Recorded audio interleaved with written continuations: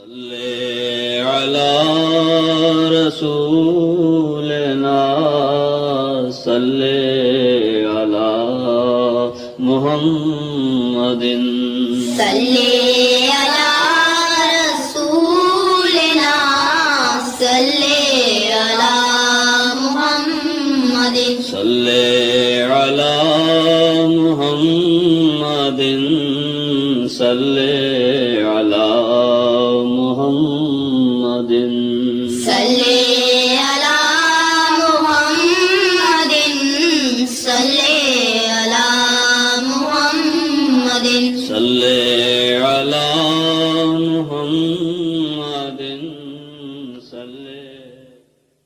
الله أكبر الله أكبر الله أكبر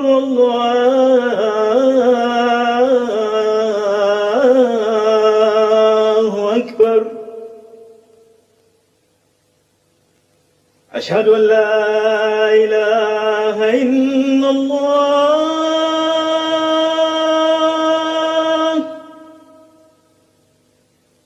أشهد أن لا إله إلا الله أشهد أن محمدا رسول الله أشهد أن محمدا رسول الله حي على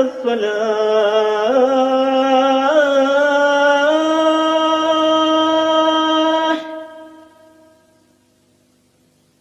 حي على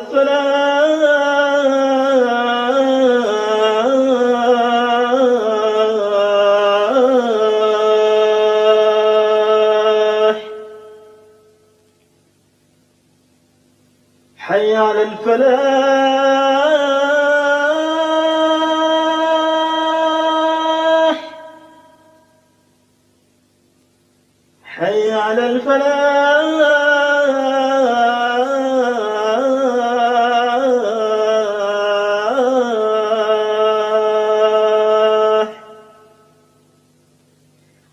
الله أكبر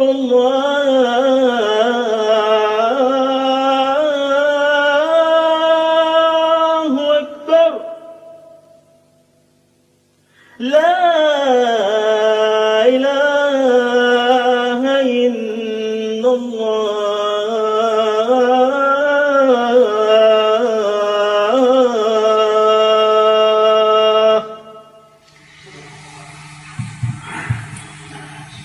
أشهد أن لا إله إلا الله وحده لا شريك له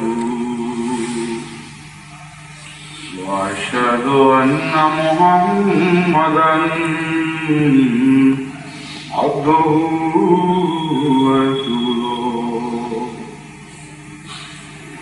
أما بعد فأعوذ بالله من الشيطان الرجيم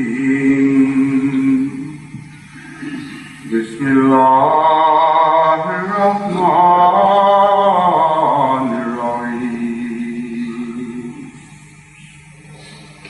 الحمد لله رب العالمين الرحمن الرحيم مالك يوم الدين إياك نعبد وإياك نستعين اهدنا الصراط المستقيم صراط الذين أنعمت عليهم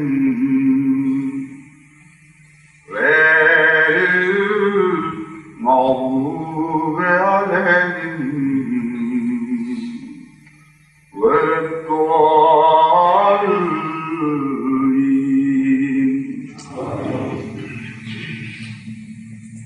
فاتقوا الله يا أولي الألباب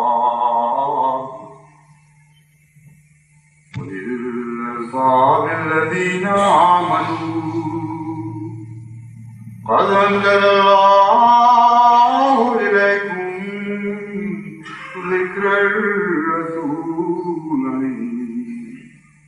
يتلو عليكم آيات الله مبينات ليخرج الذين آمنوا وعملوا الصالحات من الظلمات إلى النور. ومن يؤمن بالله ويعمل صالحا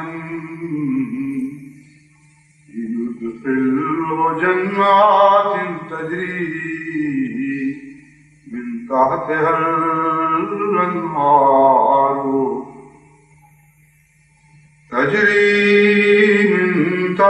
الأنهار خالدين فيها أبدا. قد أحسن الله له رزقا. اللہ 11 حکومت پاکستان کی طرف سے مبینہ اجلاس ابیر میں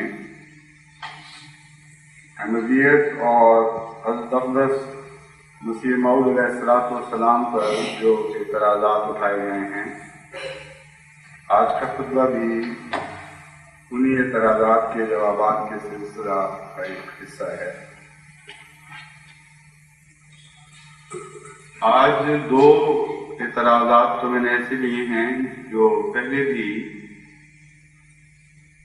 آپ کے سامنے ان کا ذکر کر چکا ہوں، لیکن جس طرح کے اجلاس عزیز میں 2 حصوں میں بانٹ کے ان کو اٹھایا گیا ہے، اسی طرح اس کا جواب بھی 2 حصوں میں بانٹ کر دیا جا رہا ہے۔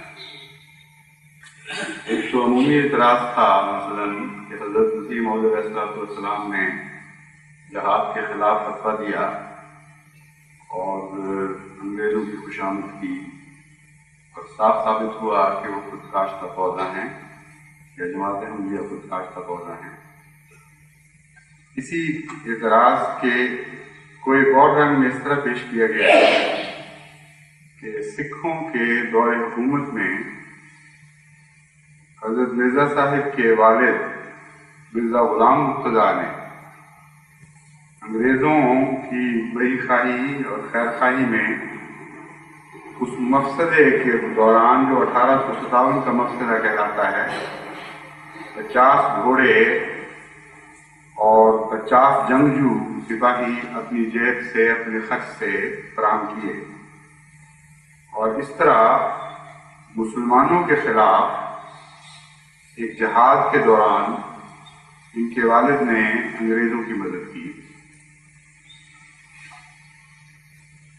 کیونکہ حضرت مسیح موعود علیہ السلام کے زمانے میں کوئی ایسی لڑائی ہندوستان کے مسلمانوں نے انگریزوں کے خلاف نہیں لڑی جس کی یہ مثال دے سکتے اور یہ کہہ سکتے کہ دیکھو نہ صرف جہاد کے خلاف فتویٰ دیا بلکہ عملاً بھی بلا موقع پر جبکہ مسلمان مصروف جہاد تھے ان کو روک دیا گیا یا ان کی مخالفت کی گئی۔ اس لیے اب یہ بہت دور کی کوڑی لائے ہیں، حضرت مسیح موعود علیہ السلام کے آباء و اجداد کے واقعات بیان کر رہے ہیں، انہوں نے ایسا کیا۔ لیکن امر واقعہ یہ ہے کہ جس قصے پر بنا کی گئی ہے، جس دعوے پر بنا کی گئی ہے، وہ دعوے جھوٹا ہے۔ فی زمانہ غدر کے واقعات کو آج کل کے پاکستان کے مورخین اس طرح پیش کر رہے ہیں گویا وہ مسلمانوں اور انگریزوں کے درمیان ایک جہاد تھا اور تمام مسلمان متحدہ طور پر اس جہاد میں انگریز کے خلاف لڑائی میں مصروف تھے۔ یہ بالکل جھوٹی بات ہے، کوئی ایسا واقعہ نہیں ہوا۔ جو واقعات ہیں جو تاریخ سے ثابت ہیں وہ یہ ہیں کہ بہادر شاہ ظفر کے آخری دور حکومت میں بعض فتنہ پردازوں نے، جن میں پیش اس زمانے کے ہندو اور دوسرے بد مذہب لوگ تھے، انہوں نے نہ صرف یہ کہ بہادر شاہ کو گھیرے میں لے رکھا تھا بلکہ بعض مسلمان علماء کو گھیرے میں لے کر ان سے زبردستی فتوے لیے جا رہے تھے کہ یہ جہاد ہے۔ اور جہاں تک عام مسلمانوں کا تعلق ہے، ان میں سے بھاری اکثریت اس میں شریک نہیں ہوئی، بلکہ وہ علماء جو اسلام کے مسائل سے آگاہ تھے، جن میں شعور بھی تھا اور تقویٰ بھی تھا، وہ کھلم کھلا اس کے خلاف فتاویٰ دے رہے تھے اور کہہ رہے تھے کہ یہ ایک فساد ہے، اس کا نام جہاد رکھنا بالکل غلط ہے، بلکہ بڑے سخت لفظوں کے ساتھ ان لوگوں کو یاد کر رہے تھے جو اس میں شامل ہوئے۔ اگر یہ کامیاب ہو جاتا غدر تو اس کے نتیجے میں ہرگز کوئی اسلامی حکومت ہندوستان میں قائم نہ ہوتی۔ ادنا سا تاریخ کا علم رکھنے والا بھی جانتا ہے کہ اس کے نتیجے میں ایک انگریز کی حکومت کی بجائے ہندو کی حکومت آتی اور ہندو کی حکومت نے مسلمانوں کو پہلے حال سے بھی بدتر کر دینا تھا۔ یہ واقعہ رونما ہونے والا تھا جس میں بہت سے باشعور مسلمان علماء نے معاملات کو بھانپتے ہوئے نہ صرف یہ کہ اسے اسلامی جہاد قرار نہیں دیا بلکہ اس کے خلاف فتوے دیے۔ وائٹ پیپر میں، یعنی اوریجنل وائٹ پیپر میں، اس سارے واقعہ کے بعد ایک نتیجہ بھی نکالا گیا ہے اور وہ بھی بہت دلچسپ ہے۔ کہتے ہیں انگریز کی اتنی مدد کی، اپنی جیب سے گھوڑوں اور پیادوں پر خرچ کیا گیا، گھوڑوں اور سواروں پر خرچ کیا گیا، تاہم ان کے خاندان کی حالت پتلی ہوتی چلی گئی اور جس گورنمنٹ عالیہ کو ان کے باپ نے مسلمان بھائیوں کے خلاف مدد پہنچائی تھی، اس نے بھی ان کی کوئی قدر نہ کی۔ یہاں سے پتہ چل جاتا ہے کیا واقعہ ہوا تھا اور کس لیے وہ مدد دی گئی۔ کسی ذاتی غرض کے لیے نہ حضرت مسیح موعود علیہ السلام نے انگریز کی کبھی کوئی مدد کی، نہ کبھی انگریز کی طرف سے خیر کا ایک ذرہ بھی آپ کو یا آپ کی جماعت کو پہنچا، نہ آپ کے آباء و اجداد میں سے کسی نے ذاتی غرض کے لیے کوئی خدمت کی، اور نہ کبھی انگریز کی طرف سے ان کو کوئی فیض پہنچا۔ یہ حصہ تو بہرحال انہوں نے تسلیم کر لیا۔ جن کو فیض پہنچا وہ کون تھے؟ وہ چند علماء جن کا تعلق وہابیہ فرقے سے یا دیوبندی فرقے سے تھا، اور موجودہ دور میں جو جماعت کے اشد ترین مخالفین ہیں، ان کے آباء و اجداد، ان کے بڑے لوگ، یہ وہ تھے جو امر واقعہ کے طور پر بڑی شدت کے ساتھ انگریز کی حمایت کر رہے تھے،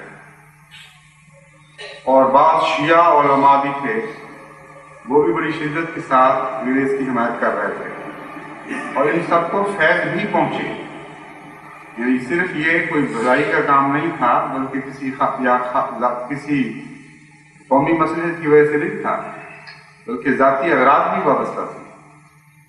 چنانچہ قیصر التواریخ جلد 2 صفحہ 351 پر یہ درج ہے کہ بغاوت شروع ہونے کے بعد جن لوگوں کو صلہ و انعام سے نوازا گیا ان میں لکھنؤ کے ممتاز عالم و مجتہد سلطان العلماء سید محمد صاحب بھی تھے، جنہیں سرکار انگریزی سے 800 روپے ماہوار کی پنشن دائمی نسلاً بعد نسل مقرر ہوئی۔ یہ عجیب بات ہے کہ انگریز ایک ایسی خاندان کو، جس کو یہ مولوی کہتے ہیں کہ اپنے ہاتھ سے کاشت کیا تھا، یا ایسی جماعت کو، ان کو تو اس طرح بھلا گیا کہ انعام دینا تو درکنار، ان کی اپنی جائیدادیں جو ضبط شدہ تھیں وہ بھی واگزار نہیں کی، اور کسی خطاب سے، کسی القاب سے نوازا نہیں۔ دوسری طرف ان علماء کو جو ہم پر معترض ہیں، ان کو نہ صرف یہ کہ جائیدادیں دیں، مربے دیے ان کو، بلکہ نسل بعد نسل وظیفے جاری کر دیے۔ اور بزرگان دیوبند کا جہاں تک تعلق ہے، ان کی اپنی ایک کتاب سے میں ان کے حالات آپ کے سامنے رکھتا ہوں۔ مولانا عاشق علی صاحب نے یہ کتاب لکھی ہے، جو مولانا رشید احمد صاحب گنگوہی کی سوانح عمری پر مشتمل ہے۔ تذکرہ رشیدیہ اس کا نام ہے۔ اس میں لکھتے ہیں، ان ایام میں آپ یعنی مولانا گنگوہی صاحب کو ان مفسدوں سے مقابلہ بھی کرنا پڑا جو غول سے غول پھرتے تھے، حفاظت جان کی غرض تلوار اپنے پاس رکھتے اور گولیوں کی بوچھاڑ میں بہادر شیر کی طرح نکلے چلے آتے۔ ایک مرتبہ ایسا ہی اتفاق ہوا کہ حضرت امام ربانی اپنے رفیق جانی مولانا قاسم العلوم، مولانا محمد قاسم نانوتوی ان کے دیوبند کے جو امجد ہیں، اور طبیب روحانی اعلیٰ حضرت حاجی صاحب حاجی امداد اللہ مکی و نیز حافظ ضامن صاحب کے ہمراہ تھے کہ بندوقچیوں سے مقابلہ ہو گیا۔ یہ نبرد آزما اور دلیر جتھا اپنی سرکار کے مخالف باغیوں کے سامنے۔ یہ ہے ان کا قصہ۔ حضرت مسیح موعود علیہ السلام کے متعلق تو یا اس وقت جماعت احمدیہ قائم نہیں ہوئی تھی، حضرت مسیح موعود علیہ السلام بھی چھوٹی عمر کے تھے، مگر بہرحال بعد کے زمانے میں بھی حضرت مسیح موعود علیہ السلام یا جماعت احمدیہ کے متعلق کوئی اعتراض ایسا نہیں رکھ سکتے جس میں نعوذ باللہ من ذالک مسلمانوں کے مفاد کے خلاف کبھی کوئی لڑائی نہیں۔ لیکن جس کو یہ خود مسلمانوں کے مفاد کی لڑائی کہہ رہے ہیں، جس کے متعلق بار بار ببانگ دہل یہ اعلان کر رہے ہیں کہ جہاد تھا، اسلام کی خاطر ہو رہا، مسلمانوں کے مفاد میں ہو رہا، اس کے متعلق ان کے آباء و اجداد کا قصہ یہ ہے۔ کہتے ہیں کہ اپنی سرکار کے مخالف باغیوں کے سامنے سے بھاگنے یا ہٹ جانے والا نہ تھا، اس لیے اٹل پہاڑ کی طرح پڑا جما کر ڈٹ گیا اور سرکار پر جان نثاری کے لیے تیار ہو گیا۔ اللہ نے شجاعت و جواں مردی کہ جس ہولناک منظر سے شیر کا پتا پانی اور بہادر سے بہادر کا زہرہ آب ہو جائے، وہاں چند تیر ہاتھوں میں تلواریں لیے جمے غفیر بندوقیوں کے سامنے ایسے جمے رہے گویا زمین نے پاؤں پکڑ لیے۔ چنانچہ آپ پر خیریں ہوئی اور حضرت حافظ صاحب رحمۃ اللہ علیہ زیر ناف گولی کھا کر شہید بھی ہو گئے۔ یہ ہے ان کا جہاد۔ اپنے منہ سے تسلیم کر رہے ہیں کہ مسلمانوں کا جہاد تھا انگریز کے خلاف، اور آج جو جماعت احمدیہ پر بڑھ بڑھ کے باتیں کرنے والے ہیں، ان کے آباء و اجداد یہ کر رہے تھے اس جہاد میں۔ لیکن جیسا کہ میں نے کہا ہے، یہ بالکل جھوٹ ہے، کوئی جہاد نہیں تھا۔ اس وقت کے چوٹی کے علماء اور خدا ترس علماء مسلمانوں کو متنبع کر رہے تھے کہ فتنہ و فساد ہے، اس میں ملوث نہ ہو، تمہارے مفادات کے خلاف ہے یہ بات۔ چنانچہ دہلی کے نامور عالم مولانا میر محبوب علی صاحب کے بارے میں ارواح ثلاثہ میں لکھا ہے، اور یہ کتاب بھی مولانا اشرف علی صاحب تھانوی کے حاشیہ اور آپ کے نوٹس کے ساتھ شائع ہوئی ہے۔ لکھتے ہیں، غدر میں بہت علماء مخالف تھے اور کہتے تھے کہ یہ جہاد نہیں ہے، انہی میں میر محبوب علی صاحب بھی تھے اور آپ واضح و نصیحت کے ذریعے لوگوں کو غدر سے روکتے تھے. اور آج جو اسے جہاد قرار دے رہے ہیں، ان کے اپنے فرقے کے چوٹی کے بزرگ مولوی محمد حسین صاحب بٹالوی نے اس جہاد کے متعلق لکھا، مفسدہ 1857 میں جو مسلمان شریک ہوئے تھے وہ سخت گناہ گار اور بحکم قرآن و حدیث وہ مفسد و باغی بد کردار تھے. اس مفسد جہاد میں جماعت احمدیہ کے بانی کے والد صاحب نے شرکت نہیں کی. یہ اعتراض ہے جماعت احمدیہ پر، اس لیے اسلام کو شدید خطرہ لاحق ہو گیا. مولانا سید محمد نذیر حسین صاحب محدث دہلوی نے بغاوت 1857 کو شرعی جہاد نہیں سمجھا، بلکہ، اور یہ اشاعت السنہ جلد 6 صفحہ 10 288 کا حوالہ دے رہا ہوں، شرعی جہاد نہیں سمجھا بلکہ اس کو بے ایمانی و عہد شکنی و فساد و عناد خیال کر کے اس میں شمولیت اور اس کی معاونت کو معصیت قرار دیا. اور سر سید احمد خان صاحب نے تو اسباب بغاوت ہند میں وہ کچھ لکھا ہے اس کے متعلق، جو ایک لمبی کہانی ہے. خلاصہ یہ ہے کہ وہ کہتے ہیں یہ بغاوت کیا ہے، حرام زدگی تھی، اس کے سوا اس میں کچھ نہیں. عجیب ظلم ہے اور اسلام کے ساتھ مذاق ہے. خدا کا خوف نہیں کرتے. جن کو جس چیز کو ان کے آباء و اجداد حرام زدگی تک کہہ رہے ہیں، اس کو آج اسلامی جہاد کے نام پر پیش کرتے. نعوذ باللہ. بہتان عظیم ہے قرآن کے جہاد کے تصور اور اسلام کے تصور جہاد پر. اور حد ہے کوئی حیا ان میں نہیں آتی، ان کو حیا نہیں رہی. اسلامی جہاد کے ساتھ اس کو حرام زدگی کو ملا رہے ہیں صرف اس لیے کہ حضرت مسیح موعود علیہ السلام پر اعتراض کا موقع ملے.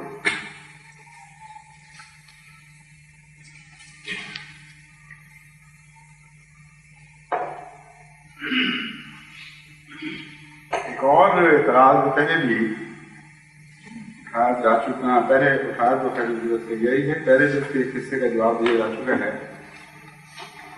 وہ دمشق کے منار پر حضرت عیسیٰ علیہ السلام کے نزول سے تعلق رکھتا ہے. اس سے پہلے میں نے اس حصے کا جواب دیا تھا کہ جس میں ذکر تھا کہ 2 زرد چادروں میں لپٹا ہوا آئے گا، اور انہوں نے کہا تھا کہ کسی غلط بیمانی لغو تعبیر کر دی اس کی. یہ چادروں سے مراد بیماریاں ہیں. چنانچہ میں نے بیان کیا کہ اگر مراد نہیں لینی تو پھر ظاہری طور پر لو، اور ظاہری طور پر تو حضرت رسول اکرم صلی اللہ علیہ وسلم کا فیصلہ ہے کہ یہ تو کافروں کی علامت ہے زرد چادریں، اس لیے کوئی مسلمان زرد چادروں کو استعمال نہ کرے. لیکن اس کا دوسرا حصہ جو ہے وہ اب میں رکھتا ہوں اعتراض کا آپ کے سامنے.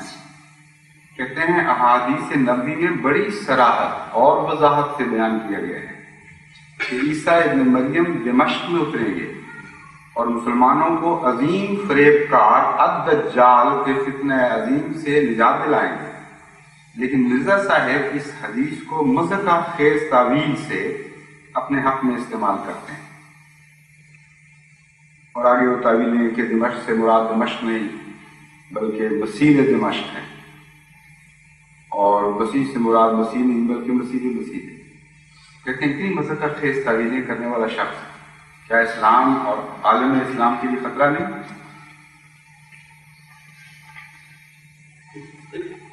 اس اعتراض کو 2 طریق سے میں نے چھیڑا ہے اس کے جواب کو. ایک یہ کہ لفظ نزول کیا ہے، اور ان کے نزدیک نزول کا ترجمہ یہ کرنا کہ آسمان سے اترنے کی بجائے کوئی شخص پیدا ہو گیا ہے. یہ کیوں مذکر کے بات ہے؟ کیا اس دعوے میں کوئی جواز، کوئی معقولیت ہے کہ اگر نزول کا ترجمہ آسمان سے اترنے کی بجائے زمین پر پیدا ہونا کر لیا جائے تو یہ مذکر کے بات بن جاتی ہے؟ دوسرا یہ کہ مذہقہ خیزی ان کی، اگر یہ مذہقہ خیزی جماعت احمدیہ کی طرف منسوخ کی جا رہی ہے اسے تسلیم نہ کر لیا جائے، نہ کیا جائے، تو دوسری صورت پھر کیا بنتی ہے؟ اور دیکھنا یہ ہے کہ وہ مزہ کا خیز ہے یا یہ تعویل مزہ کا خیز ہے۔ ان دو پہلوؤں سے میں آپ کے سامنے اس مسئلے کو رکھتا ہوں۔ سب سے پہلے تو لفظ نزول کی بحث ہے۔ قرآن کریم میں یہ لفظ بار بار مختلف معنی میں استعمال ہوا ہے اور اس میں ایک قدر مشترک پائی جاتی ہے۔ ہر وہ چیز جو غیر معمولی فائدہ رکھتی ہے، جسے خدا تعالیٰ نے ایک عظیم احسان کے طور پر دنیا کو عطا کیا، اس کے لیے قرآن کریم لفظ نزول استعمال فرماتا ہے۔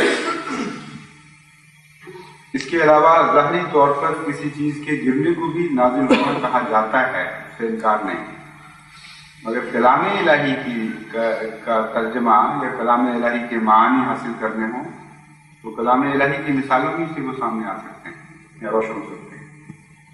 بس پہلی آیت جو میں آپ کے سامنے لفظ نزول کی رکھتا ہوں اور پھر اس پر ان کا مسلک کا اطلاق کر کے آپ کو دکھاتا ہوں۔ اگر جماعت احمدیہ کی تعویل کو نہ مانا جائے اور مذہب کا خیز قرار دیا جائے تو ان کی تعویل کی روح سے اس آیت کا کیا ترجمہ ہوگا، یہ آپ دیکھیں۔ اللہ تعالیٰ فرماتا ہے یا بنی آدم قد انزلنا علیکم لباسا یواری سوآتکم ورشا وَلِبَاسُ التَّقْوَىٰ ذَلِكَ خَيْرٌ ذَلِكَ مِنْ آيَاتِ اللَّهِ لَعَلَّهُمْ يَذَّكَّرُونَ۔ جماعت احمدیہ کی مذہب کا خیز تعویل سے اس کا ترجمہ یہ بنے گا، اے آدم کے بیٹو، ہم نے تمہارے لیے تمہیں ایک لباس عطا کیا جو تمہاری برائیوں کو ڈھانپتا ہے، اور لباس تقویٰ بہرحال بہتر لباس ہے۔ ذالک من آیات اللہ، اللہ تعالیٰ کی آیات میں سے ہے، لعلہم یذکرون، تاکہ وہ نصیحت پکڑیں۔ یہ تعویل مذہب کا خیز ہے کیونکہ لفظی ترجمہ نہیں کیا گیا۔ لباس تو آسمان سے نہیں اترتا، لباس تو زمین پر سے پیدا ہوتا ہے اور ہم خود بناتے ہیں۔ تو غیر مذہب کا خیز ان کی تعبیر یہ ہوگی، اے آدم کے بیٹے، تم دیکھتے نہیں کہ ہمیشہ تمہارے سارے لباس آسمان سے گرتے ہیں؟ کبھی کرتوں کی بارش ہوتی ہے، کبھی شلواروں کی بارش ہو رہی ہوتی ہے، کبھی بنیانیں گر رہی ہوتی ہیں، کبھی تمہاری پگڑیاں اتر رہی ہوتی ہیں آسمان سے۔ اے بے وقوفو، ان نشانات کو دیکھنے کے باوجود تم نصیحت کو نہیں پکڑتے۔ پھر قرآن کریم میں اللہ تعالیٰ فرماتا ہے لَقَدْ أَرْسَلْنَا رُسُلَنَا بِالْبَيِّنَاتِ وَأَنزَلْنَا مَعَهُمُ الْكِتَابَ وَالْمِيزَانَ لِيَقُومَ النَّاسُ بِالْقِسْطِ وَأَنزَلْنَا الْحَدِيدَ فِيهِ بَأْسٌ شَدِيدٌ وَمَنَافِعُ لِلنَّاسِ وَلِيَعْلَمَ اللَّهُ مَن يَنصُرُهُ وَرُسُلَهُ بِالْغَيْبِ إِنَّ اللَّهَ قَوِيٌّ عَزِيزٌ۔ اب جماعت احمدیہ کی تعویل کی روح سے اس کا مذہب کا خیز ترجمہ سن لیجیے پہلے۔ ہماری تعبیر کی روح سے اس کا ترجمہ یہ ہوگا کہ اللہ تعالیٰ نے لقد ارسلنا، ہم نے اتارا ہے، ہم نے بھیجا ہے رسولوں کو کھلے کھلے نشانات کے ساتھ، اور ان کے ساتھ ہم نے کتابیں آسمان سے اس طرح اتاری ہیں جس طرح اولے گرتے ہیں، یعنی بنی بنائی کتابیں آسمان سے۔ جب نبی پیدا ہوئے، یہ نبیوں کو ہم نے نبی بنانے کا حکم عطا فرمایا، نبی بننے کا حکم عطا فرمایا، اس وقت تم نے دیکھا نہیں کہ آسمان سے کتابیں بھی گر رہی۔ لیقوم الناس بالقسط، یہ اس لیے ہم نے کیا تھا، ظاہری طور پر کتابوں کو گرایا تاکہ تم لوگ انصاف پر قائم ہو جاؤ۔ اب کتابوں پہ تم تعجب کرتے، کیا تم نے دیکھا نہیں کہ لوہا بھی ہم اسی طرح آسمان سے پھینکتے ہیں اور کئی دفعہ تم دوڑ دوڑ کے اپنے گھروں میں چھپے ہو کہ لوگوں سے پھر نہ پھٹ جائیں، اور جانوروں کو چھپاتے رہے کہ جانور نہ مر جائیں بیچارے لوہے کے گرنے کی وجہ سے۔ جب تم سامنے دیکھ رہے ہو کہ ہر دفعہ لوہا آسمان ہی سے اترتا ہے، فیہ باس شدید و منافع للناس، اس میں لڑائی کے بھی سامان ہیں اور فائدے بھی ہیں، تو پھر بھی تم عقل نہیں کرتے ان باتوں کو۔ وَلِيَعْلَمَ اللَّهُ مَن يَنصُرُهُ وَرُسُلَهُ بِالْغَيْبِ، اس لیے ہم نے ظاہری طور پر کتابیں بھی اتاری اور ظاہری طور پر لوہے کو بھی برسایا تمہارے اوپر، تاکہ اللہ کو یہ پتہ چل جائے کہ اس کی مدد اور اس کے رسولوں کی مدد غیب کی حالت میں کون کرتا ہے۔ ان اللہ قوی مبین، یقین اللہ تعالیٰ بہت قوی اور غالب ہے۔ یہ ایک اور ترجمہ ہے جو غیر مدد کا خیز ہے، لیکن ابھی یہ سلسلہ ختم نہیں ہوتا، ایک اور آیت بھی ہے۔ اللہ تعالیٰ فرماتا ہے خَلَقَكُم مِّن نَّفْسٍ وَاحِدَةٍ ثُمَّ جَعَلَ مِنْهَا زَوْجَهَا وَأَنزَلَ لَكُم مِّنَ الْأَنْعَامِ ثَمَانِيَةَ أَزْوَاجٍ يَخْلُقُكُم فِي بُطُونِ أُمَّهَاتِكُمْ خلقا بعد خلق في ظلمات ثلاث ذلكم الله ربكم له الملك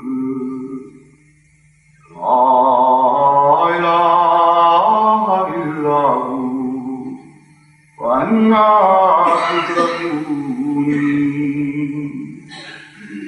الزمر آیت 7۔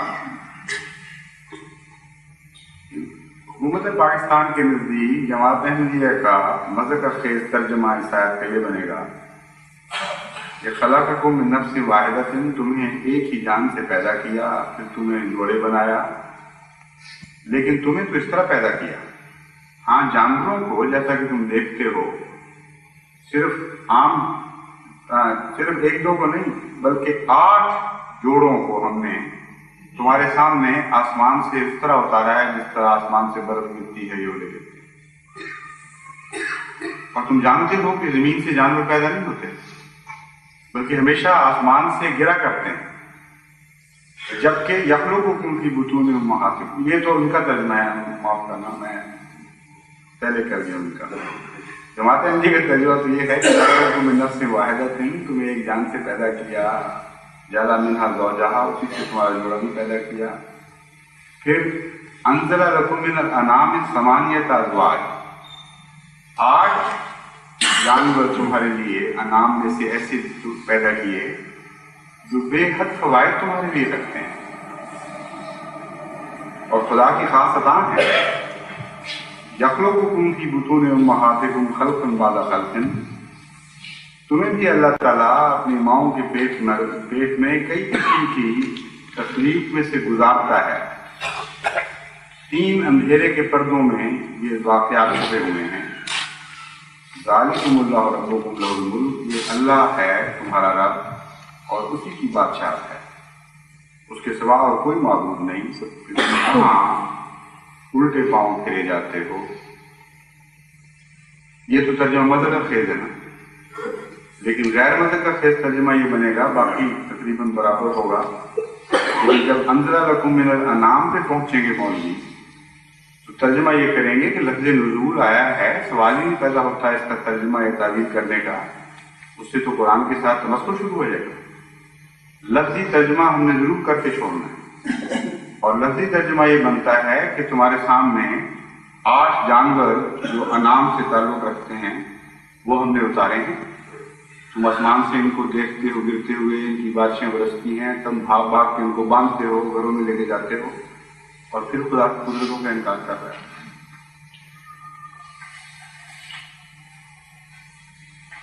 سوال تو صرف اتنا تھا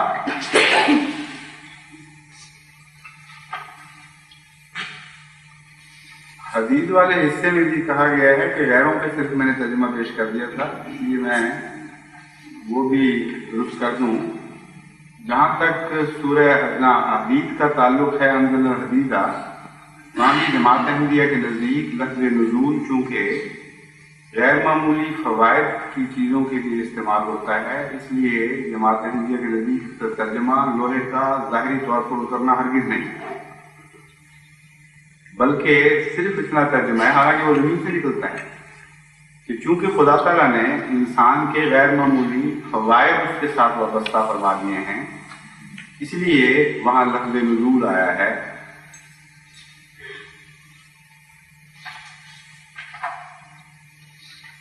یہ تو وہ آیات تھی جن کا تعلق مختلف قسم کے نزول سے تھا، وہ میرے پہلا واپس کریں جی۔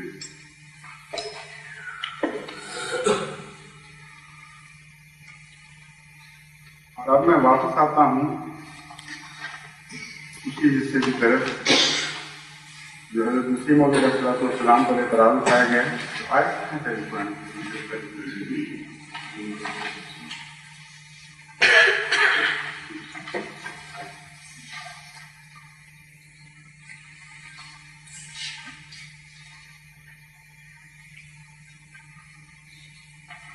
ان کی دلیل کی جان یہ ہے کہ حدیث نبوی میں لفظ نزول استعمال ہوا ہے حضرت مسیح کے نازل ہونے کے متعلق، اور ہم کسی قیمت پہ بھی اس کا ایسا ترجمہ نہیں کرنے دیں گے جہاں لفظ نزول کی تعویل کرنی پڑے، بلکہ اصلیت پر مبنی ترجمہ یعنی لفظی ترجمہ ہی صرف کیا جا سکتا ہے، اور جب بھی آپ لفظی ترجمے سے ہٹیں گے وہاں نعوذ باللہ من ذالک تضحیق شروع ہو جائے گی۔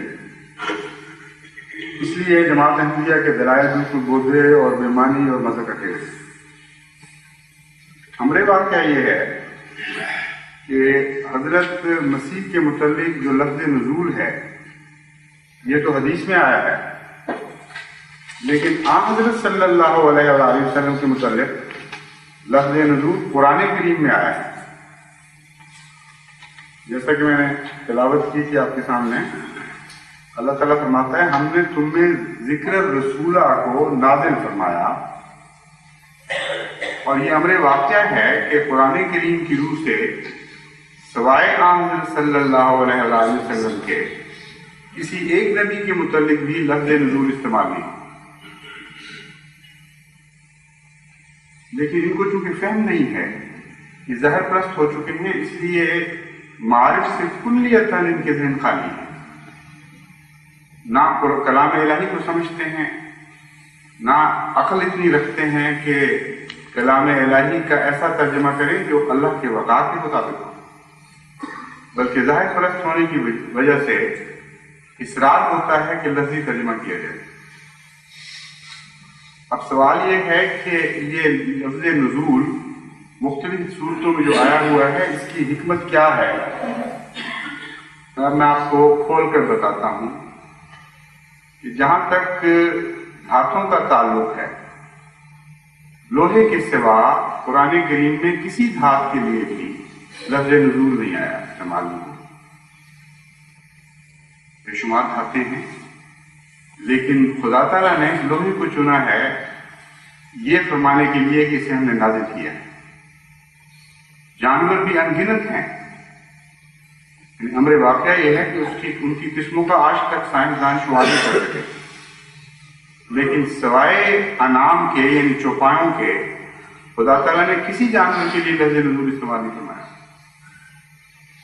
کیا حکمت ہے اس میں؟ ظاہر بات ہے کہ تمام بنی نوع انسان کو مختلف دھاتوں سے جو فوائد پہنچے ہیں وہ سارے فوائد ایک طرف، اور لوہے سے جو فائدہ پہنچا ہے وہ ایک طرف۔ یہ کل بھی بات سچی تھی اور آج بھی سچی ہے۔ بنی نوع انسان کو اس ایک دھات میں اتنے فوائد بخشے ہیں کہ تمام دنیا میں جتنی دھاتیں ہیں، جتنی معدنیات ہیں، انہوں نے مل کر اتنے فوائد عطا کیے۔ تو صاف کھل گئی بات کہ جو بہترین ہے ان میں سے، جو سب سے اعلیٰ ہے، جس سے عظیم فوائد وابستہ ہوتے ہیں، اس چیز کے لیے خدا تعالیٰ لفظ نزول استعمال فرماتا ہے۔ جانوروں میں دیکھ لیجئے کہ چوپائے جو دودھ دیتے ہیں جو ہمارے لیے ہل چلاتے ہیں اور کھیتیاں اگاتے ہیں، جن کی کھالیں ہم استعمال کرتے رہے ہمیشہ کپڑوں کے لیے، جن کے بالوں کے کپڑے آج بھی بنتے ہیں اور پھر ذبح کر کے گوشت بھی ان کا کھاتے ہیں، کوئی اور جانور ایسا ہے جس سے اتنے فوائد وابستہ ہوں انسان کے؟ تمام دنیا میں نظر دوڑا کے دیکھیں، تمام جانوروں کی قسموں نے مل کر بنی نوع انسان کو اتنے فوائد نہیں پہنچائے جتنا ان دودھ دینے والے جانوروں نے، جن کو انعام کہا جاتا ہے۔ پھر سواریاں بھی ان پر ہوتی ہیں۔ کون سا فائدہ ہے بنی نوع انسان کا جن کے لیے ان جانوروں کو استعمال نہیں کیا جاتا ہے، یا وہ جانور کو اللہ تعالیٰ نے جن کے ساتھ ان کے فوائد وابستہ نہیں فرمائے بنی نوع انسان کے؟ اور اب رسولوں پر نظر ڈالیں، 1,24,000 انبیاء ہیں اور ان کے لیے قرآن کریم نے لفظ نزول نہیں استعمال فرمایا۔ ایک ہی نبی ہے ہمارے آقا و مولا حضرت محمد مصطفیٰ صلی اللہ علیہ وسلم، جن کو کلام الہی نے فرمایا کہ وہ نازل ہوئے، اس لیے کہ خدا کی قسم ساری کائنات میں جتنے نبی آئے سب نے مل کر بنی نوع انسان کو وہ فوائد نہیں پہنچا جتنے ہمارے آقا و مولا حضرت محمد مصطفیٰ صلی اللہ علیہ وسلم۔ ان کی نظریں ہی وہاں تک نہیں پہنچتی، ان کے دل اندھے ہیں، ان کے دماغ معروف ہو چکے ہیں، پرانی اصطلاحوں پر غور نہیں کرتے، جہاں دیکھنا نہیں چاہتے کہ کیا بیان فرمایا گیا ہے۔ ان تمام حکمتوں سے آری ہیں اور اس پر ہنسی آ رہی ہے کہ دیکھو اس کی طویل کی ہے۔ سنیے، صرف یہی نہیں، انصاف بھی ان میں نہیں۔ حضرت صلی اللہ علیہ وسلم کی محبت کا دعویٰ بھی جھوٹا ہے۔ ان کے نزدیک تعظیم ظاہری معنوں میں لفظ کے اطلاق کرنے میں ہے، اور یہ سمجھتے ہیں کہ حضرت عیسیٰ علیہ السلام کے لیے جب لفظ نزول استعمال ہوا، اگر ظاہری ترجمہ نہ کیا گیا تو حضرت عیسیٰ علیہ السلام کی حتف ہو گئی، اس لیے جماعت احمدیہ گستاخ ہے حضرت عیسیٰ کی، اور قرآن کریم کی تعویلیں کھینچ کر بنا کر حضرت عیسیٰ علیہ السلام کے نزول کے راستے میں روک ہو رہی ہے۔ یہ لفظ قرآن میں نہیں، حدیث میں آیا ہے، اس کی تعویل تو نہیں کر کے دیتے، لیکن حضرت محمد مصطفیٰ صلی اللہ علیہ وسلم کے متعلق قرآن میں لفظ نزول ہے اور اس کی تعویل خود کرتے ہیں، اور ہر جگہ ان کا یہی سلوک ہے۔ حضرت صلی اللہ علیہ وسلم سے اور سلوک کرتے ہیں اور عیسیٰ علیہ السلام سے اور سلوک کرتے ہیں۔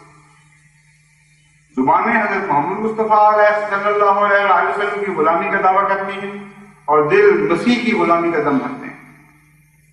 چنانچہ صرف یہی نہیں، ایک اور موقع پر قرآن کریم فرماتا ہے یدعوکم لما یحییکم، یعنی حضرت محمد مصطفیٰ صلی اللہ علیہ وسلم تمہیں بلاتے ہیں لما یحییکم، تاکہ تمہیں زندہ کرے، اور حضرت مسیح کے متعلق بھی آتا ہے کہ وہ مردوں کو زندہ کرتا، وہاں وہ ترجمہ کرتے ہیں جس کی تعظیم ہے ان کے دل میں، کہ ظاہری طور پر واقعتاً وہ مردوں کو زندہ کرتا، اور حضرت صلی اللہ علیہ وسلم کی طرف وہ ترجمہ کرتے ہیں جس کی کوئی تعلیم ان کے دل میں نہیں، نہ اس میں دلچسپی کہ روحانی مردے زندہ ہو۔ ہر جگہ تفریق کر رہے ہیں، جھوٹ بول رہے ہیں، ان کے دل میں سوائے مسیح کے کسی کی عظمت نہیں ہے، اور حضرت رسول اکرم صلی اللہ علیہ وسلم کی عظمت کے گن گانا یا آپ کی محبت کے دعویٰ کرنا سب زبان کے بس ہے۔ عملاً ناانصافی سے کام لیا جا رہا ہے۔ ایک ہی لفظ جب رسول اکرم صلی اللہ علیہ وسلم پر آتا ہے تو اس کے اور معنی کر دیے جاتے ہیں، جب حضرت مسیح پر آتا ہے تو اس کے اور معنی کر دیے جاتے ہیں، اور ان کی عقلوں کا تو یہ حال ہے، اور مزاح کی جو سینس، جس کو سینس آف ہیومر کہتے ہیں، اس کا قصہ سن لیجیے۔ جب حضرت مسیح موعود علیہ السلام فرماتے ہیں کہ نازل ہوگا کا مطلب یہ ہے کہ اصلی مسیح نہیں بلکہ مسیحی مسیح، تو ان کو بہت حیثیت ہاتھی ہو ایسی بات۔ پھر جب کہتے ہیں کہ منار سے مراد روشن دلائل ہیں، بینات ہیں، تو ان کو بے حد ہنسی آتی ہے کہ نبی بھی کبھی بینات لے کے آئے۔ پھر جب کہا جاتا ہے کہ دمشق کے مشرق میں کوئی جگہ ہے وہ مسیل دمشق ہوگی، تو بے حد ہنستے ہیں، کہتے ہیں مذہب عقیدے کی تو حل نہیں ہوگی کیا، اور کہتے ہیں نہیں، ہر جگہ اصلی ترجمہ ہم کر کے دکھائیں گے اور اس کے بغیر ہم نے بات ہی نہیں مانی. اور آپ اصلی سن لیجیے.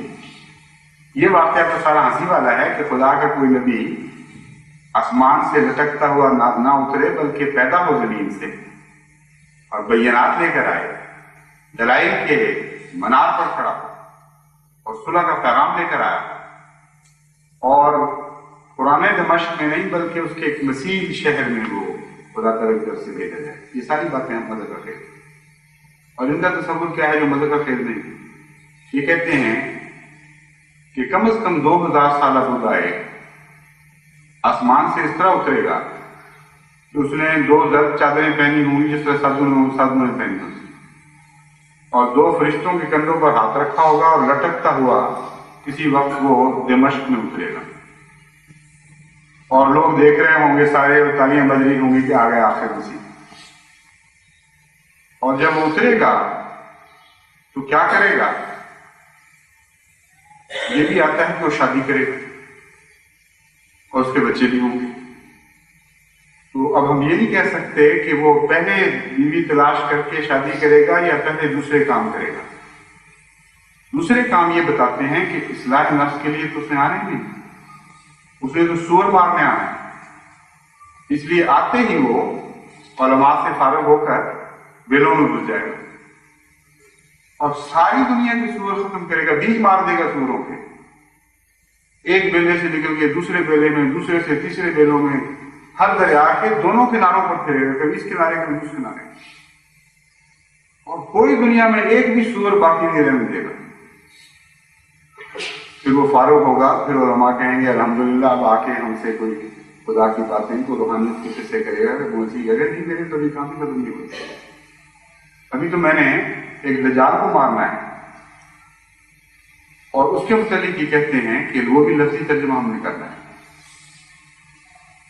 نزول سے پہلے کہتے ہیں گدھا پیدا ہو چکا ہوگا ہے، اور وہ گدھا اتنا بڑا ہوگا کہ 2 کانوں کے درمیان 70 ہاتھ کا اس کا فاصلہ ہوگا، اور آگ کھائے گا.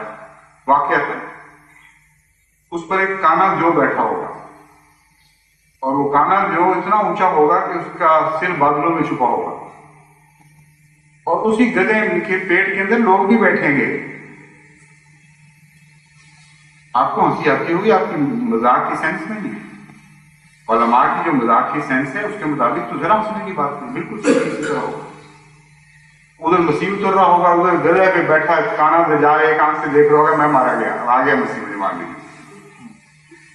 اور پھر مسیح سور مار کے فارغ ہوگا تو پیچھے پڑ جائے گا اس کانے سے جال کے، اور آخر اس کو کسی جگہ جا کے ذکر کر دے گا. علماء کہیں گے الحمدللہ ایک اس کام سے فارغ ہوا، اب ہماری باری آئی کچھ ہماری بھی اصلاح کرے. تو مسیح کہیں گے ابھی تو میں نے سلیبیں توڑنی. پھر وہ گرجوں کا رخ فرمائیں گے، اور ساری دنیا میں ہر گرجے میں جتنی سلیپیں ہیں ساری توڑیں گے اور ابھی کام بھی ختم ہوگا. پھر وہ عیسائیوں کے گھروں میں گھسنا شروع کریں گے، ایک ایک گھر سے ان کے دراز کھولیں گے، جہاں ان کے کپڑے ہیں ان کو ٹاول لا کے پھینکیں گے. کہیں سلیپ کا نشان بنا ہو، کہیں بنی ہوئی ہو سلیپ، کہیں کوئی خوبصورتی سے سجائی گئی ہو، گلے میں ہاروں کی صورت میں لٹکی ہو. ایک سلیپ ساری دنیا میں نہیں رہنے دی اس مسیح نے. اور فارغ ہونے کے بعد اگر پہلے شادی نہیں ہوئی تو پھر وہ شادی کرے گا اور پھر اس دنیا سے رخصت ہو جائے گا. کہتے ہیں دیکھو کتنی معقول بات ہے، ذرا ہنسی نہیں آتی ساری بات کی. اور اہمیوں کو دیکھو کیا ہو گیا، پتہ نہیں کیا ہو گیا ان کی عقلوں کو. کہتے ہیں تعویل کرو، نہ مسیح اصلی، نہ صلیب اصلی، نہ سور اصلی، نہ دمشق اصلی، نہ منار اصلی. کتنی مذہب کا خیز کر لیں. کہتے ہیں خدا کا ایک بندہ عام انسانوں کی طرح پیدا ہوگا، لوگ اس کا انکار کریں گے، اس کو گالیاں دیں گے، اس کو دجال کہیں گے، اس کے مارنے والوں کو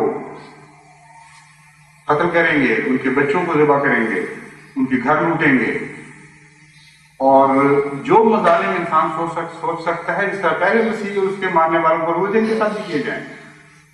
کہتے ہیں ہنسی آئی کہ نہیں؟ کتنا مذہب خیر بات.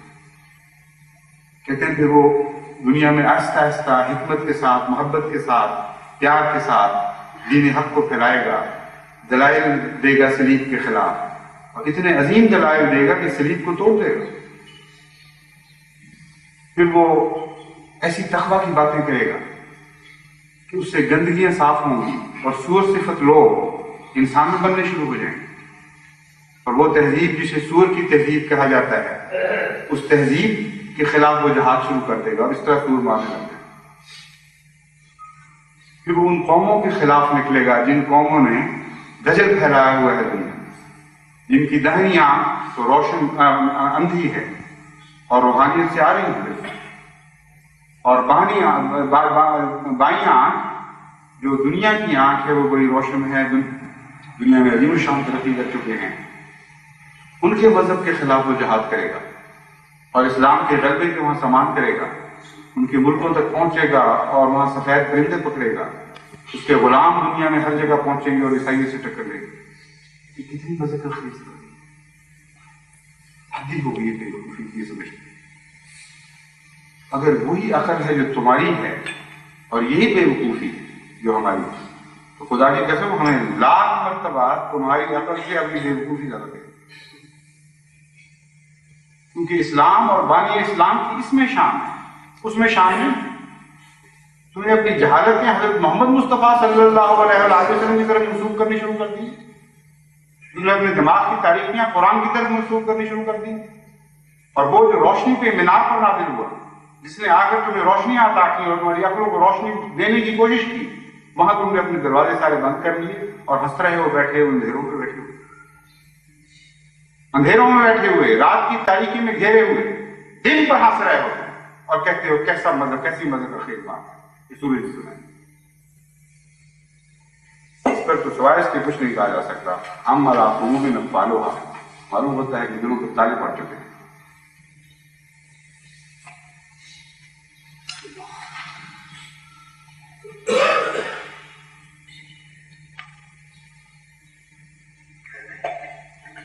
ایک اعتراض ان کو حضرت مسیح موعود علیہ السلام کی زبان پر ہے،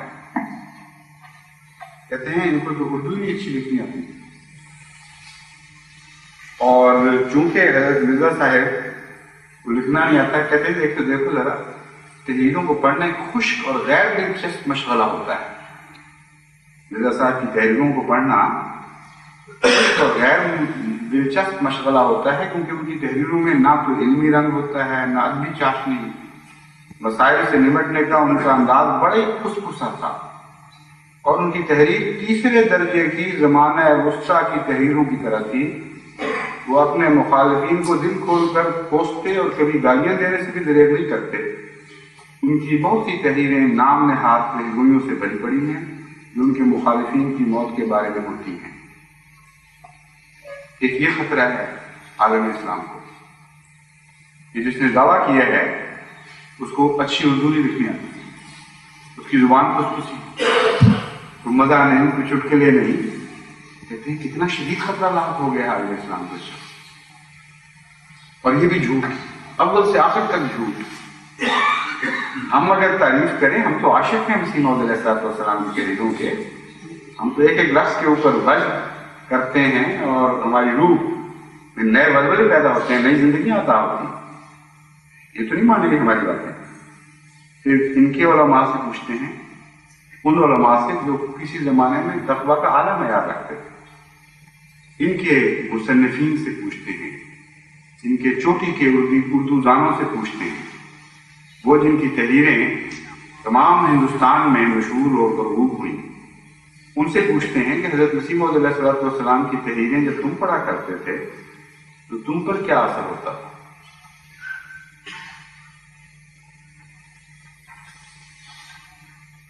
مولانا عبداللہ امادی صاحب، مدیر وکیل امرتسر، چوٹی کے لکھنے والے تھے،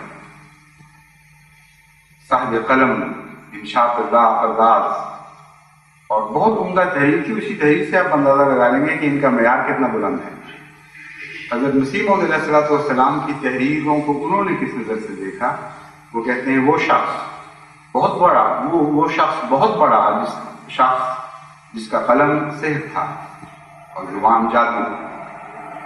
وہ شخص، بہت بڑا شخص جس کا قلم سحر تھا اور زبان جادو، وہ شخص جو دماغی عجائبات کا مجسمہ تھا، جس کی نظر فتنہ اور آواز حشر تھی، جس کی انگلیوں سے انقلاب کے تار اونڈے ہوئے تھے، جس کی 2 مٹھیاں بجلی کی 2 بیٹریاں تھیں، وہ شخص جو مذہبی دنیا کے لیے 30 برس تک زلزلہ اور طوفان رہا، جو شور قیامت ہو کر افتگان ہستی کو بیدار کرتا رہا. لیکن ان بدقسمتوں کو بیدار نہیں کر سکتا. یہ تلخ موت، یہ زہر کا پیالہ موت جس نے مرنے والے کی ہستی کی تہ خاک پنہاں کر دی، ہزاروں لاکھوں زبانوں پر تلخ کامیاں بن کر رہے گی، اور قضا کے حملے میں ایک جیتی جاگتی جان کے ساتھ جن آرزوؤں اور تمناؤں کا قتل عام کیا ہے، صدائے ماتم مدتوں تک اس کی یادگار تازہ رکھے گی.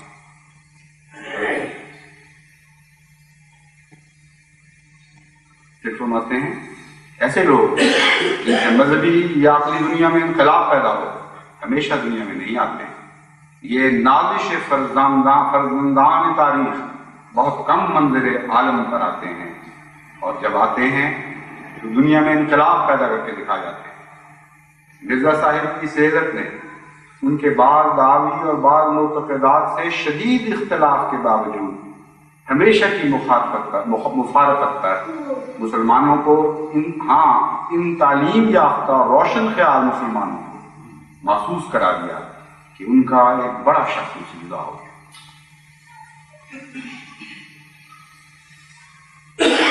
دیکھیں آپ نے کتنی خوشخوشی تحریری تھی، نعوذ باللہ من ذالک، نہ کوئی مزہ، نہ کوئی لذت، نہ کوئی دلیل. پھر لکھتے ہیں ان کی یہ خصوصیت کہ وہ اسلام کے مخالفین کے برخلاف ایک فتح نصیب جرنیل کا فرض پورا کرتے رہے. کہتے ہیں جانی کوئی نہیں سوائے مخالفوں کی موت کی پیشگوئی کے، یہی کچھ نہیں لکھا، ہی کچھ نہیں انہوں نے. اور کہتے ہیں برخلاف اسلام کے مخالفین کے برخلاف ایک فتح نصیب جرنیل کا فرض پورا کرتے رہے. ہمیں مجبور کرتی ہے یہ خصوصیت کہ اس احساس کا کھلم کھلا اعتراف کیا جائے تاکہ وہ محتم بالشان تحریک جس نے ہمارے دشمنوں کو عرصہ تک پست اور پامال بنائے رکھا آئندہ بھی جاری. اے لکھنے والے، خدا تیری زبان مبارک کرے، یہ تحریک آج بھی جاری اور آئندہ بھی جاری رہے. مرزا صاحب کا لٹریچر جو مسیحیوں اور عالموں کے مقابل پر ان سے ظہور میں آیا، قبول عام کی سند حاصل کر چکا ہے، اور اس خصوصیت میں وہ کسی تعارف کے محتاج نہیں.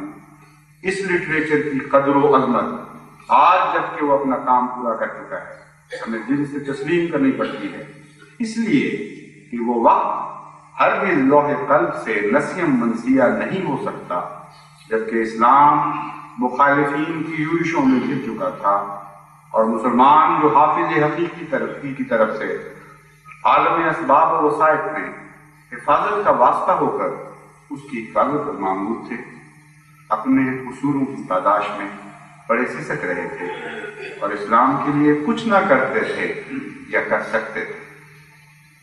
نہ کرتے تھے، نہ کرنے کی طاقت تھی. اپنے زخموں سے چور پڑے سسک رہے تھے. اس وقت حضرت مسیح موعود علیہ السلام نے عالم اسلام پر یہ ظلم کیا. کہتے ہیں ذوق و مدافعت کا یہ عالم تھا کہ توپوں کے مقابلے پر تیر بھی نہ تھے، اور حملہ اور مدافعت دونوں کا قطعی وجود ہی نہ تھا. اس مدافعت میں نہ صرف عیسائیت کی، حضرت مسیح موعود علیہ السلام کی مدافعت، یعنی اس وقت وہ شخص پیدا آیا اور اس مدافعت نے نہ صرف عیسائیت کے اس ابتدائی اثر کے پرخچے اڑا دیے جو سلطنت کے سایہ میں ہونے کی وجہ سے حقیقت میں اس کی جان تھا، اور ہزاروں لاکھوں مسلمان اس کے اس زیادہ خطرناک اور مستحق کامیابی حملہ کی زد سے بچ گئے، بلکہ خود عیسائیت کا طلسم دھواں ہو کر اڑنے لگا. انہوں نے مدافعت کا پہلو بدل کر مغلوب کو غالب بنا کے دکھا دیا. اتنا بڑا خطرہ ہے عالم اسلام کے کہ نہتے مظلوم مغلوب مسلمانوں کو اپنی جان کی اپنی آن کی قربانی دے کر دن رات اپنی ساری طاقتیں اسلام کے دفاع میں خرچ کر کے اس مغلوب اور سسکتے ہوئے مظلوم کو غالب بنا دیا. کہتے ہیں اس چیز کو ہم معاف نہیں کر سکتے. اور صرف ایک نہیں، اسلام کے ہر دشمن کو بحجت پامال کر کے دکھایا. یہ تکلیف ہے آج کے علماء کو کہ ایسا کرنے کی ان کو ضرورت کیسے ہوتی. یہی ساتھ لکھتے ہیں اس کے علاوہ آریہ سماج کی زہریلی کچلیاں توڑنے میں مرزا صاحب نے اسلام کی خاص خدمت سر انجام دی ہے. ان آریہ سماج کے مقابلہ کی تحریروں سے اس دعوے پر نہایت صاف روشنی پڑتی ہے کہ آئندہ ہماری مدافعت کا سلسلہ خواہ کس درجے تک وسیع ہو جائے، ناممکن ہے کہ یہ تحریریں نظر انداز کی جا سکیں. بیٹھے قیامت تک زور لگاتے رہو. کہتے ہیں تم سارے مل کر قیامت تک جو چاہو لکھ جاؤ، حضرت مرزا صاحب کی تحریروں کو تم اب کبھی نظر انداز نہیں کر سکو. پھر لکھتے ہیں آئندہ امید نہیں، اور کتنا سچ کہا ہے، آئندہ امید نہیں کہ ہندوستان کی مذہبی دنیا میں اس شان کا شخص پیدا ہو جو اپنی اعلیٰ خواہش محض اس طرح مذہب کے مطالعہ میں صرف کرتا ہے.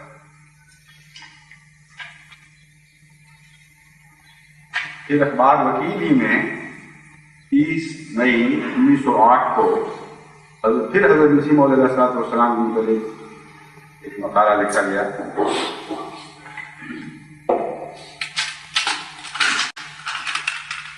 لکھتے ہیں جبکہ ان کی 35-36 سال کی عمر تھی، ہم ان کو غیر معمولی مذہبی جوش میں سرشار پاتے ہیں.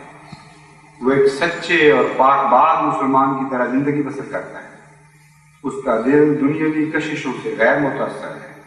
وہ خلوت میں انجمن اور انجمن میں خلوت کا لطف اٹھانے کی کوشش میں مصروف ہے. ہم اسے بے چین پاتے ہیں اور ایسا معلوم ہوتا ہے کسی کوئی بھی چیز کی تلاش میں. وہ اسلام کے غلبے کی تلاش تھی، اس یوسف کی تلاش تھی جس کی بو آنے لگی تھی حضرت مسیح موعود، جس کی خوشبوئیں آتی ہیں. گو کہو دیوانہ میں کرتا ہوں اس کا انتظار، یہ کیفیت تھی جس میں ایک غیر نے آپ کو دیکھا. کسی کھوئی ہوئی چیز کی تلاش میں ہے جس کا پتہ فانی دنیا میں نہیں ملتا. اسلام اپنے گہرے رنگ کے ساتھ اس پر چھایا ہوا ہے.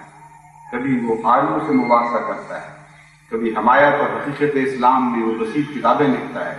1886 عیسوی میں بمقام ہوشیارپور جو مباحثات انہوں نے کیے، ان کا لطف اب تک دلوں سے محو نہیں ہوا. غیر مذاہب کی تردید میں اور اسلام کی حمایت میں جو نادر کتابیں انہوں نے تصنیف کی تھی، ان کے مطالعے سے جو وجد پیدا ہوا وہ اب تک نہیں ہوا. یہ مسلمان مشاہیر، مسلمان چوٹی کے علماء جو تقویٰ کا نام جانتے تھے، جو انصاف پسند تھے، جن کا مذاق بہت اعلیٰ تھا، جن کی تحریریں آج بھی سند ہیں، یہ ان کے تاثرات ہیں حضرت مسیح موعود علیہ الصلوۃ والسلام کی تحریرات اور ان تحریروں کے اثرات کے متعلق. مرزا حیرت دہلوی اخبار کرزن گزٹ کے ایڈیٹر 1 جون 1908 کو اپنے پرچے میں لکھتے ہیں مرحوم کی وہ اعلیٰ خدمات جو اس نے آریوں اور عیسائیوں کے مقابلہ میں اسلام کی ہیں وہ واقعی بہت ہی تعریف کی مستحق ہیں. اس کا مناظرہ کا بالکل رنگ ہی بدل دیا. اس نے ہوگا لکھا یہی ہوا ہے، مناظرہ کا بالکل رنگ ہی بدل دیا اور جدید لٹریچر کی بنیاد ہندوستان میں قائم کر دی. نام بحیثیت ایک مسلمان ہونے کے بلکہ ایک محقق ہونے کے ہم اس بات کا اعتراف کرتے ہیں کہ کسی بڑے سے بڑے آریہ اور بڑے سے بڑے پادری کو یہ مجال نہ تھی کہ وہ مرحوم کے مقابلہ میں زبان کھول سکتا.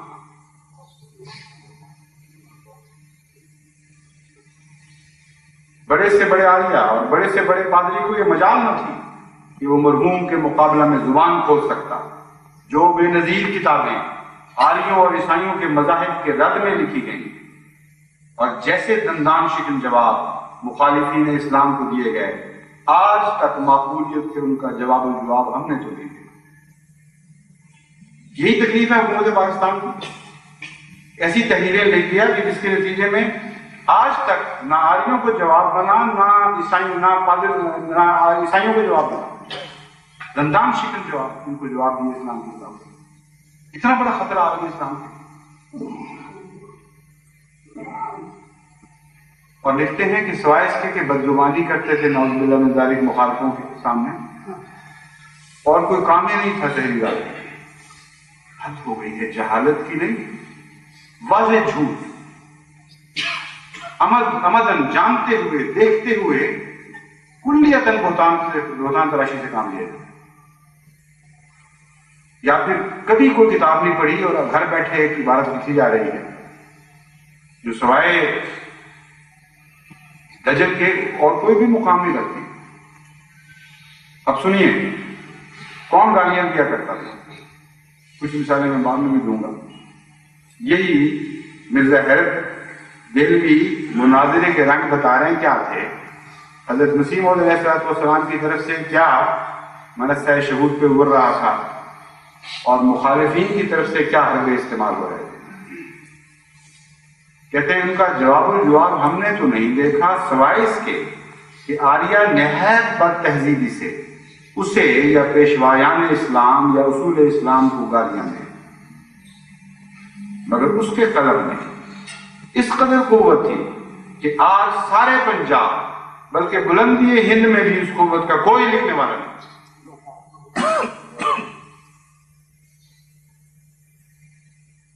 وہ گالیاں دے رہے اور یہ اسلام کی مدافعت کرنے والا بدر جلیل کہتا ہے اسے گالیاں دینے کی ضرورت کیا تھی؟ اس کے قلم میں اس قدر قوت تھی کہ آج سارے پنجاب بلکہ بلندی ہند میں بھی اس قوت کا کوئی لکھنے والا نہیں۔ ایک پر جذبہ اور قوی الفاظ کا انبار اس کے دماغ میں بھرا رہتا تھا، اور جب وہ لکھنے بیٹھتا تھا تو جچے ہوئے الفاظ کی ایسی آمد ہوتی کہ بیان سے باہر۔ مولوی نور الدین مرحوم خلیفہ اول سے جو ناواقف ہیں، وہ تو اپنی غلطی سے یہ سمجھتے ہیں کہ ان کتابوں میں مولوی نور الدین نے بہت مدد دی ہے، مگر ہم اپنی ذاتی واقفیت سے کہتے ہیں کہ حکیم نور الدین مرحوم مرزا کے مقابل میں چند سطریں بھی نہیں لکھ سکتا، اگرچہ مرحوم کے اردو علم و ادب میں بعض مقامات پر پنجابی رنگ اپنا اردو ادب میں بعض مقامات پر پنجابی رنگ اپنا جلوہ دکھا دیتا ہے، تو بھی اس کا پرزور لٹریچر اپنی شان میں بالکل نرالا ہے، اور واقعی اس کی بعض عبارتیں پڑھنے سے ایک وجد کی سی حالت تاری ہوتی ہے۔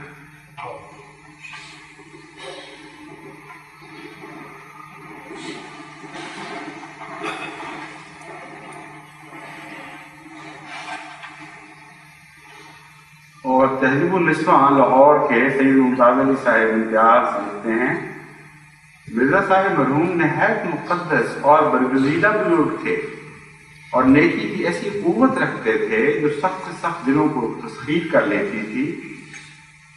وہ نہایت باخبر عالم، بلند ہمت مصلح اور پاک زندگی کا نمونہ تھے۔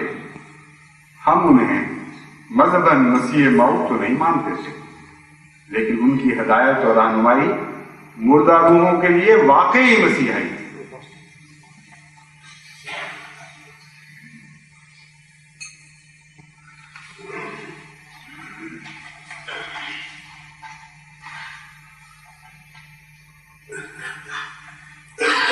صادق الاخبار ریواڑی لکھتا ہے، مرزا صاحب نے اپنی پرزور تقریروں اور شاندار تصانیف سے مخالفین اسلام کو ان کے لچر اعتراضات کے دندان شکن جواب دے کر ہمیشہ کے لیے ثابت کر دیا اور کر دکھایا ہے کہ حق ہی حق ہے، اور واقعی مرزا صاحب نے حق حمایت اسلام کا کما حق ادا کر کے خدمت دین اسلام میں کوئی دقیقہ فروگزاشت نہیں کیا۔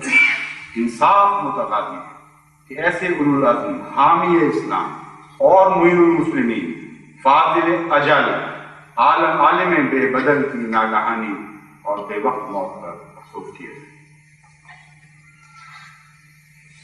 خواجہ حسن نظامی شروع معروف لکھنے والے اردو دان خاندان میں سے ایسے جو سارے ہندوستان میں عزت کی نگاہ سے دیکھا جاتا ہے، لکھتے ہیں اور مخالف تھے اہمیت کے، تو معیت تو نہیں تھی۔ لکھتے ہیں مرزا غلام احمد صاحب اپنے بہت وقت کے بہت بڑے فاضل بزرگ تھے، آپ کی تصانیف کے مطالعہ اور آپ کے ملفوظات کے پڑھنے سے بہت فائدہ پہنچ رہا ہے، اور ہم آپ کے تباہر علمی اور فضیلت و کمال کا اعتراف کیے بغیر رہ نہیں سکتے۔ اخبار منادی 27 فروری 4 مارچ 1930۔ مولوی ظفر علی خان تک سے تو برداشت نہیں ہوا اور تسلیم کرنا پڑا کہ حضرت مسیح موعود علیہ السلام کی تحریروں میں شدید قوت تھی۔ کہتے ہیں ہندو اور عیسائی مذہبوں کا مقابلہ مرزا صاحب نے نہایت قابلیت کے ساتھ کیا ہے۔ آپ کی تصانیف سرمہ چشماریہ اور چشمہ مسیح وغیرہ آریہ سماجیوں اور مسیحیوں کے خلاف نہایت اچھی کتابیں لکھی۔ یہ تحریر تو خصوصی سی ہے مگر بہرحال تاریخ درست ہے۔ حضرت مسیح موعود علیہ السلام کو یہ قوت کہاں سے ملی؟ بڑے بڑے عالم لوگ موجود تھے، بڑے بڑے زباندان تھے جنہوں نے بڑی بڑی یونیورسٹیوں میں تعلیمات حاصل کی تھی۔ حضرت مسیح موعود علیہ السلام نے تو گھر میں عام دیہات کے استادوں سے کچھ 2 حرف پڑھنے لکھنے سیکھے تھے۔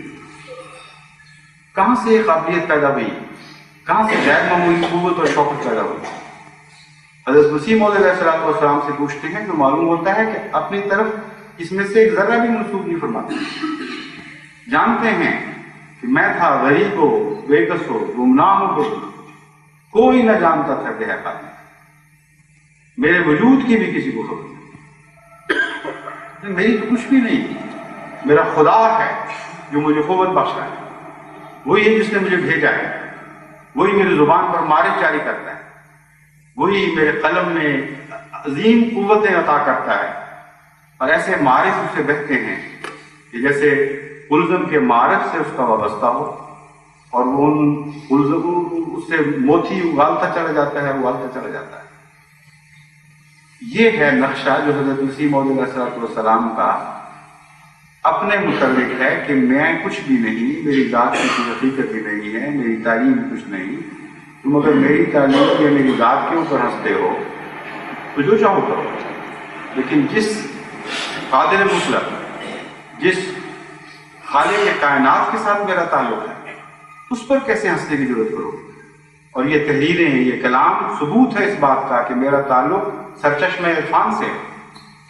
فرماتے ہیں میں بڑے دعوے اور استقلال سے کہتا ہوں کہ میں سچ پڑھوں، اور خدا تعالیٰ کے فضل سے اس میدان میں میری ہی فتح ہے، اور جہاں تک میں دوربین نظر سے کام لیتا ہوں تمام دنیا اپنی سچائی کے تحت اقدام دیکھتا ہوں۔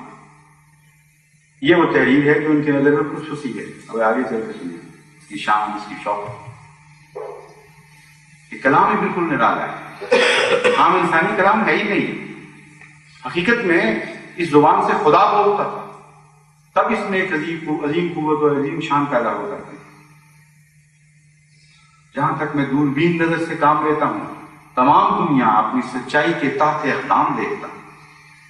کیسا پیارا، کیسا وجد آفرین ہے، اور قریب ہے کہ میں ایک عظیم الشان فتح پاؤں۔ کیوں؟ کیونکہ میری زبان کی تائید میں ایک اور زبان بول رہی ہے، اور میرے ہاتھ کی تقویت کے لیے ایک اور ہاتھ چل رہا ہے جس کو دنیا نہیں دیکھتی مگر میں دیکھ رہا ہوں۔ میرے اندر ایک آسمانی روح بول رہی ہے جو میرے لفظ لفظ اور ہر حرف کو زندگی بخشتی ہے۔ میرے اندر ایک آسمانی روح بول رہی ہے جو میرے لفظ لفظ اور ہر حرف کو زندگی بخشتی ہے، اور آسمان پر ایک جوش اور ابال پیدا ہوا ہے جس نے ایک پتلی کی طرح اس مشت خاک کو کھڑا کر دیا۔ ہر یک وہ شخص جس پر توبہ کا دروازہ بند نہیں ہم قریب دیکھ لے گا کہ میں اپنی طرف سے نہیں ہوں۔ کیا وہ آنکھیں بینا ہیں جو صادق کو شناخت نہیں کر سکتی؟ کیا وہ بھی زندہ ہے جس کو اس آسمانی صدا کا احساس نہیں؟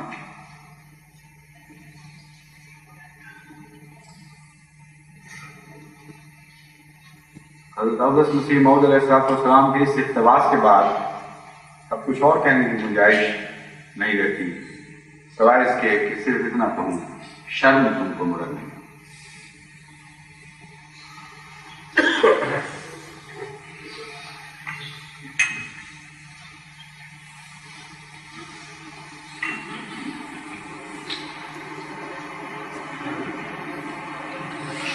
الحمدللہ نحمدہ ونستعینہ ونستغفرہ ونؤمن بہ